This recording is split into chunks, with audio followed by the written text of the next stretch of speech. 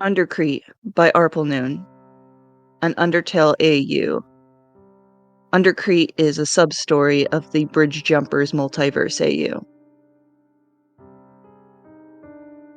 She didn't see the rock, or the human that threw it, but it made its mark clear with a stream of blood. Pain radiated through Diva's skull. Yelping, she let go of Papyrus's hand to cover her face. The nerves of her eye sockets forced themselves closed, and she felt her blood on her fingertips. Sis, why would anyone do that? That's what you deserve, monsters! No one wants you here! Papyrus, said Diva, reaching blindly where her brother was, grabbing and bumping into other monsters around her. The world spun. Legs shaking, she tripped and fell. Diva! She felt her brother's hand touch her back. What's wrong? I can't open my eyes, she said, struggling to force the lids open. Everything turned upside down. Only moments before, the police ripped Diva and Papyrus from their apartment. They'd been forced into the street alongside the growing crowd of other monsters. They couldn't afford a TV, let alone regular newspapers to keep up with the news, so they couldn't have predicted the sudden order to purge their people from the surface of the city. Diva hyperventilated. Even as she tried, for Papyrus' sake, she couldn't calm down. Overcome by fear and now actually suffering an assault, history was littered with the cruelties humans could create towards monsters and their own kind. Can you stand? We're gonna get trampled, said Papyrus, trying to pick her up. But he was only a little shorter than Diva herself. As she tried to stand, they were only shoved by other frightened monsters. Help! Someone help us! My sister is hurt! She wanted to protest, fearful they'd be singled out again, but she could barely make a word through her wheezes. What's wrong? A deep voice answered Papyrus, towering over them. I don't know. They hit her in the head. She can't open her eyes or move. All right, I'm going to pick you up, small one. I promise you'll be safe, said the voice. Diva felt large paws sweep her into a cradle. Dr. Alphys! Has anyone seen Dr. Alphys? Counselor Asgore, I'm down here, came a small voice below. Have a look, is she all right? Diva heard the voice as she shifted in the grass. Someone touched her cheekbone where she'd been hit, only making her yelp in pain. It doesn't look so bad, but her stats are low, so I can only imagine. Keep moving! Every monster into the tunnels, now! Came a man's voice. No, Papyrus! Diva struggled to stay, reaching before eventually blacking out. Darkness brought blissful relief from the pain. Returning to consciousness, a deafening ache pierced her head, along with sickening churning in her soul. She'd been laid against a blanket, which did nothing to soften the hard tile floor. The glow of fluorescent lights reached through her sockets. A sea of voices flowed over her. She picked up the sound of Papyrus weeping as he laid his head on her chest. When she tried to embrace him, he grew excited, which only overwhelmed her senses more. Out cold again. I don't know what's wrong. Please don't say she's going to die. She can't die. She's all the family I have. Papyrus, Diva whispered, trying to move her head towards his voice. I'm not gonna die. Sis! Papyrus gasped, returning to her side and held her hand. Diva forced a smile before Papyrus embraced her. She held him close. Promise you won't die! We're supposed to stay together! I won't die. I won't leave. I promise. All the monsters have been forced underground. Diva took a few days to recover, unsure what exactly made her ill. It was hard to explain to her little brother why humans hated them so much, but all that mattered to her was making sure he would continue growing up happy. All the refugees were gathered in the ancient ruins below the city. Counselor Asgore did everything he could to keep everyone calm, sort supplies, and figure out what to do next. They had no idea how long they'd be forced to live down here, but from what Diva gathered, they wouldn't be allowed to return to the surface anytime soon. She'd have to make a new home here for her and Papyrus. In the weeks to come, they'd follow the crowd deeper into the catacombs, all of them in search of a new home. In those days, Diva's degree in geology was of great use to monsterkind. Asgore turned to her for guidance through the underground and caves, figuring out where it'd be safe for their people to settle. A year passed as folks made new homes.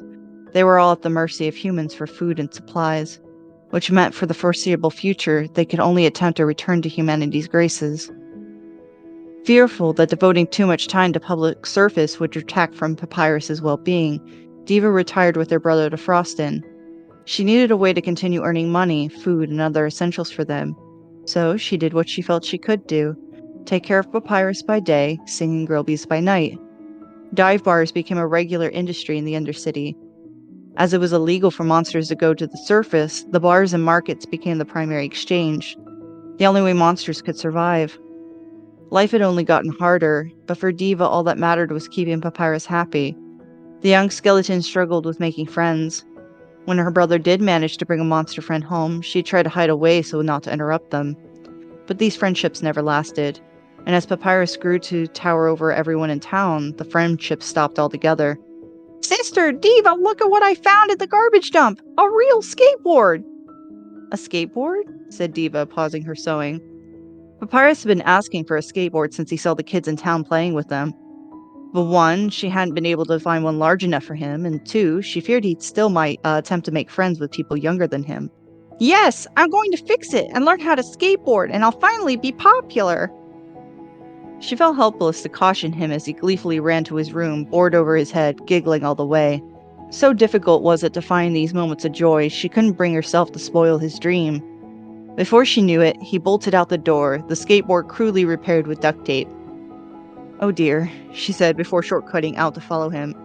She spotted him running through town towards the pipe tunnels and followed in secret. "Fellas, look! A skateboard now too!" said Papyrus, running towards the group of monster children.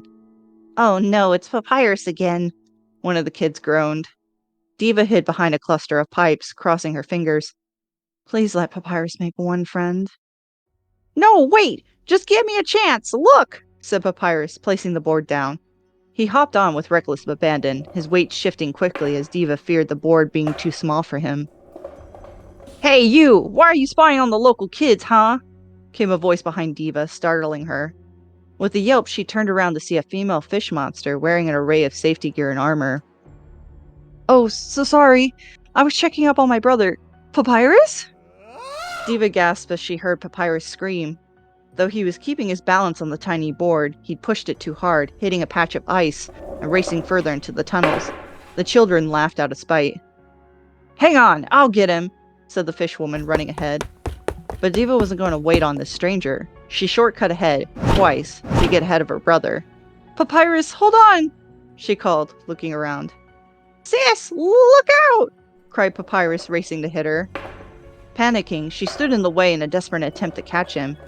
Instinct made her move, but she managed to grab onto Papyrus, sending them both spinning and screaming. Papyrus pulled her into a protective embrace, rolling. They fell off the edge of an open grate, Papyrus just managing to catch the edge. Diva gasped, looking down and instantly became overwhelmed with terror. She needed to shortcut them out, both of them. She could hear Papyrus saying the same, but the disorientation overwhelmed her. "Diva, please, I can't hold on!" Her brother's grip loosened, sending them both plummeting. A loud bang, a second more. Both of them were caught in a net and yanked to a halt. "Hold tight! I got you!" came the voice of the fish lady above. Diva looked up to see the monster single-handedly hauling both of them up. The children gathered at her sides. "Whoa, so cool!" Back on solid ground, Papyrus's eyes lit with admiration. "Wowee, you saved us! Who are you, heroic and mysterious stranger?" "The name's Undying. I'm captain of Asgore's safety brigade," she said, pointing at herself. "You kids shouldn't be skateboarding here, especially without safety gear." "Undying, you're absolutely right," said Papyrus, standing up straight, hand to his chest. "It's too dangerous to be playing here, and we should all have safety gear." "Aha, someone gets it," said Undying, hands on her hips. "Now all you kids head back to your parents, or else I'll tell them what happened here. And get y'all some helmets! You're gonna give yourself concussions!" she called after the children as they turned their backs with groans. "This area should be blocked and signed off until the humans come to repair it." Diva stood, taking several deep breaths. "Thank you, Undying. And yes, I'll make sure my brother follows your instructions." "You said you were a part of the safety brigade? Do you rescue people a lot? How do you join the brigade?" Undying laughed. "Slow down, buddy. If you're wanting to join so badly, come by my house later in Drainfall. See if you got the stuff." As they made their way home, Papyrus went on and on about how cool Undying was. And if he becomes strong and fast and rescue people like she did, he'd finally be popular. Papyrus, you don't need to prove you're cool. You're the coolest person I know, she said, trying to encourage him. I know you know that, Diva. But if only everyone else could see it too. Someone as cool as me should also be recognized for it. At the very least, Papyrus had finally made a friend. Diva feared Undying might put a restraining order on him when he said he waited outside her house all night. But the months to follow promised that her brother had formed a real connection with someone aside from herself. Life went on as usual. Papyrus had gotten serious about joining the safety brigade, so Diva would sometimes shortcut out of town to check on him. One day, Diva went as far as the gates to the ruins. Though that's where monster kind had first been banished, humans, as fickle as they are, criticized them for hanging around their historical ruins. Though most of them spread out in the Undercity, a few monsters had chosen to stay. It was there Diva heard movement behind the gate. Is someone there? She said, her curiosity guiding her. Creeping closer, she spied through the small opening in the gate. The shifting stopped. Don't be shy, I won't hurt you, she said with a smile, and then sung a nursery rhyme. Our crying grandmother has chickens in the yard, chickens and chicks, geese and goslings. And the first rooster in the village crows every morning in our grandmother's yard. Our crying grandmother has a sewing machine. She sews and patches grandfather's pants. Such a sweet voice, Diva heard an old woman say. Ah, there you are. Why are you in there, Mother? Diva tilted her head. A dark eye came into view in the hole. I live here, my child. I'm the guardian of the ruins. I keep watch for humans who wander in or fall down. I see. Asgore put you up to this? I do this of my own accord, thank you, dear. You sound sour. Not a fan of the counselor? I'd rather not give him any more occupation in my thoughts. Why don't you tell me about you, dear? And oh, what a lovely singing voice. Could you sing something more for me, please? Diva, too, had made a friend. Every week or so, she'd go to sing to the old lady behind the gate, and in turn, Diva received an array of baked goods. She'd also tell the old woman stories about Papyrus's adventures, her performances, and general frustrations with dealing with human visitors. Yes, humans are difficult, but the little ones can be very sweet. There's a school nearby on the surface. Sometimes children stumble down here, but even then, they can be very determined to do as they please. Diva, can you do me a favor? If a human child ever comes through to your side, will you protect them? Help them get back to their home safely? An odd request, but Diva didn't think too much of it. Of course, I'll do whatever I can. Little did she know she'd be held to that promise weeks later, spotting a human child wandering the ruins, dressed as if they'd walked right off the schoolyard. Human, don't you know how to greet a lady? Turn around and shake my hand, she said, after shortcutting behind them. As the child turned, Diva tapped their nose. Oop, she said. The child paused, then gave a giggle. Diva chuckled too. She didn't see human children very often, and this one seemed especially adorable. Diva, is that a human? Said Papyrus, stumbling onto the scene. Actually, I think that's a brick, said Diva, teasingly pointing to the red brick on the ground after guiding the human closer to town. Wait, what's that in front of the brick? Oh my god, a human! Papyrus cleared his throat. Human! As a candidate for the safety brigade, I, the heroic Papyrus, will instruct you on the navigation of the tunnels. Diva let her brother have his fun, performing an array of PSAs he'd learned from Undying, as well as giving a tour of their house. It would soon be time to go. She let Grilby know she couldn't perform that night, and she had to make sure the child made their way safely to Counselor Asgore. Certainly, they have the proper connections to get them back home. Many encounters followed. Diva worried monsters might make a negative impression on the human.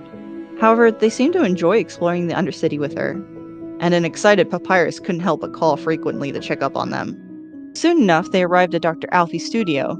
In the years following their banishment, the doctor had focused her expertise into creating technological spectacles for their human visitors. And her most prized creation, Diva wasn't looking forward to seeing. Ah, Diva darling, so good for you to finally visit, said the boxy robot after crashing through the drywall. Metaton, Diva groaned. Though she wasn't angry at Alfie's for creating him, MTT had been stealing their human customers for the past several months, and she had a bone to pick. I heard rumors you've been giving Grilby's a bad name. What? Of course not, darling. I'd never stoop so low. You've simply been outperformed. You should prepare yourself. I'm about to get even better once you see my new body. Outperformed? How dare you? Doesn't matter what body you have. I won't be outperformed by scrap metal. Then I have a proposal. A showdown. A final decider on which club is better. Grillby's versus MTT Resort. A competition for the century. You're on, Tin Can, said Diva, gripping her fists. What followed were a series of challenges proposed by Mettaton. Best dancer, most entertaining news report, best costume, best stage play, best cooking, all leading up to the finale of best singer. The child, as well as a crowd of humans and monsters, were to vote on the winner, though the child did whatever they could to assist Diva in the competition. Diva and Mettaton were evenly tied, and Diva believed there was no way Mettaton's mechanized voice could win against her natural talent. That was until Mettaton performed on stage, revealing his new body, modeled after the finest Mediterranean superstars. It sent Diva spinning, until the child helped, joining in with her singing in a duet, evening the odds. With their encouragement, Diva was able to defeat Mettaton in the votes, proving once and for all her superior talent. No, I can't believe it, said Mettaton, his body breaking down from overexertion. Alas, I must concede to my rival Diva. I didn't want to be rivals, Mettaton. I just wish you wouldn't steal our business. We're still a great entertainer. What? Truly, darling? Diva and the human helped Mettaton to sit up. Of course. Instead of competing, we should work together to make everyone happy. You're right. From now on, we shall be allies for the betterment of human and monster kind. It all seemed like it would lead to a happy ending. On through the rest of the Undercity, their day would finally wrap up with a wonderful dinner with Counselor Asgore himself. So you were attending a new school, and you got lost trying to find your way home, said Asgore, speaking with the child. Well then, I'm glad Diva could bring you here. We'll get you home safe and sound, little one. Diva shared a warm hug with the human, said her goodbyes before Asgore guided them to the surface. A hearty yawn escaped her when her phone rang. A call from Papyrus. Lazily, she picked it up. Hey bro, everything's good. I'll be home. Diva, where are you? Are you safe? She might have thought her brother was going to lecture her about safety again, but the fear in his voice said otherwise. Papyrus, what's going on? The sound of gunfire echoed in the tunnels behind her. Diva whipped around. That sound, she'd heard it before. When the humans had forced them underground, terror struck her soul. No. The humans are attacking! You have to hide! Stumbling, Diva ran for the caves in hopes to find the gondola person to take her to Froston. Papyrus, where are you? I'm with Undying! We're trying to get people to... The sound of gunfire erupted over her brother's voice. Papyrus! Papyrus! Diva felt her soul thump in panic.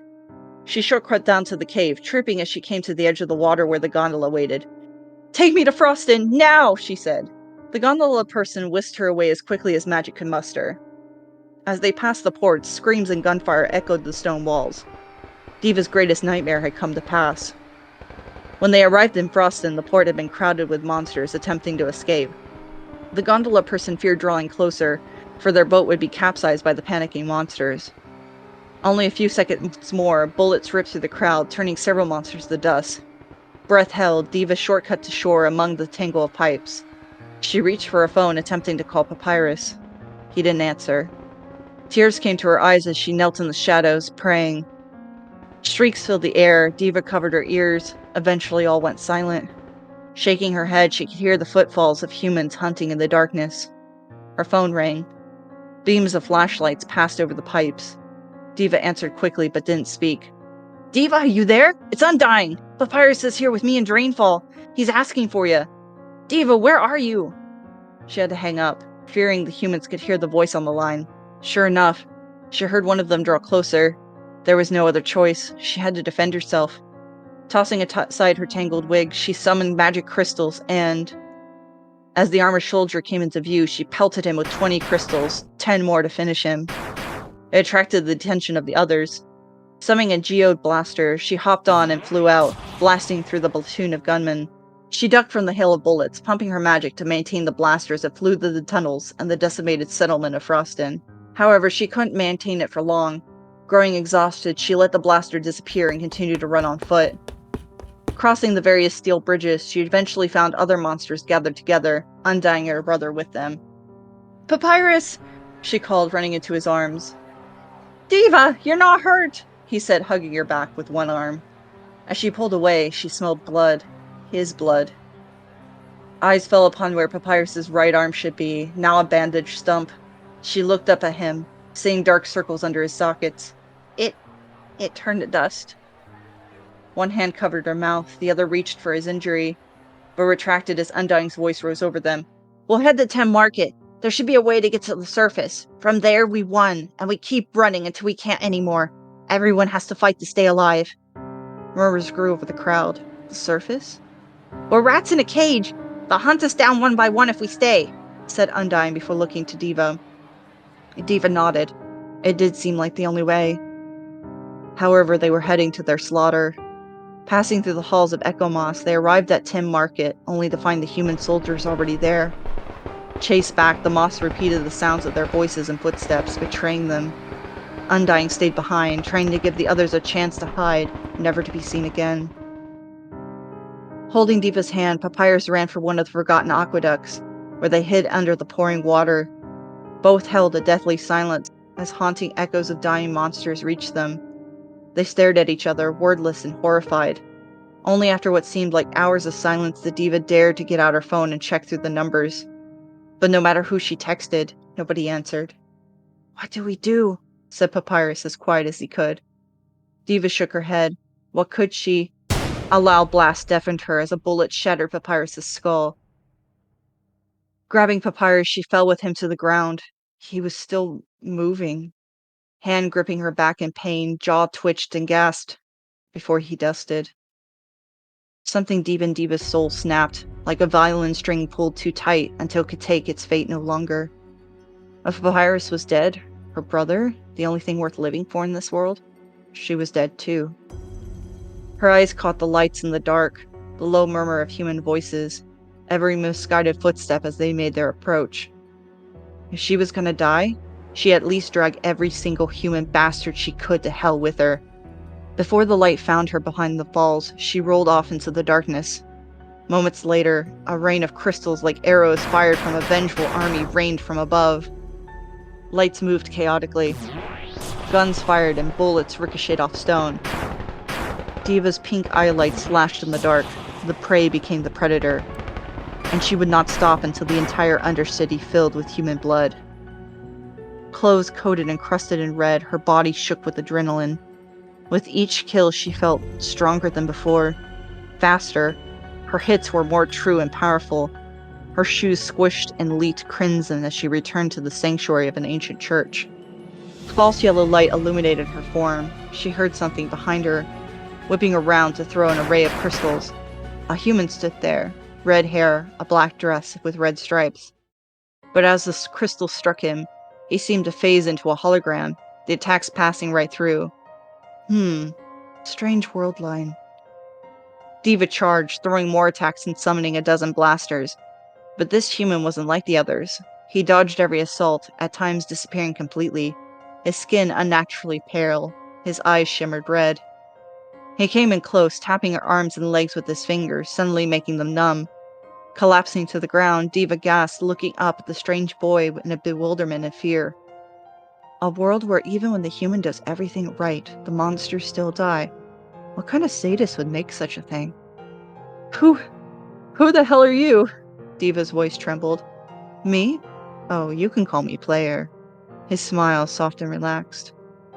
I don't understand. You're not human, are you? Said Diva, unable to conceive of a human with such magical power. No matter how she tried, her limbs remained numb.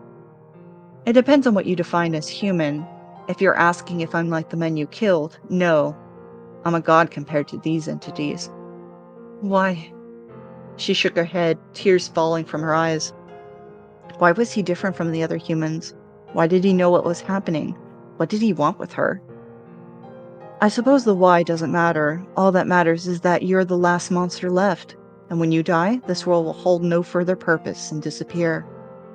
He said, hands behind his back as he shook his head. A shame.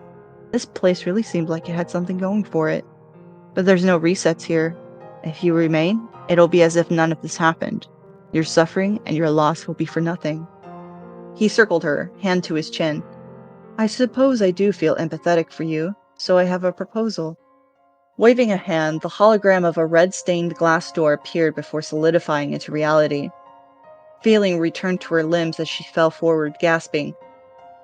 Through this door, you will find a place called the Omega Timeline. It's a world for refugees. Catching her breath, Diva stood and looked at the door, then back at the boy who had disappeared from sight. I wish I could give you more of a choice, but there is none. Remain and die with your world, or live on in a new one. His voice came like an echo. Holding her arm, she couldn't think of any reason not to believe him, unless she'd hallucinated this whole thing. Still, with a bloody hand, she reached for the handle of the door and pushed it open. Before her spread a great open space, a giant warehouse with high ceiling and colossal stone pillars. The only thing not man-made was the strange glowing white floor projecting an ambient light. As she stepped in, something moved towards her, a boxy robot. Metaton? Diva whispered, though her voice felt amplified. Correct! And you must be Sans, a new arrival to Omega! Welcome! Said the robot in a female voice, stopping before her. No, I don't want this, said Diva as she turned back to the door. But it glitched, the face of the boy beyond, before disappearing completely.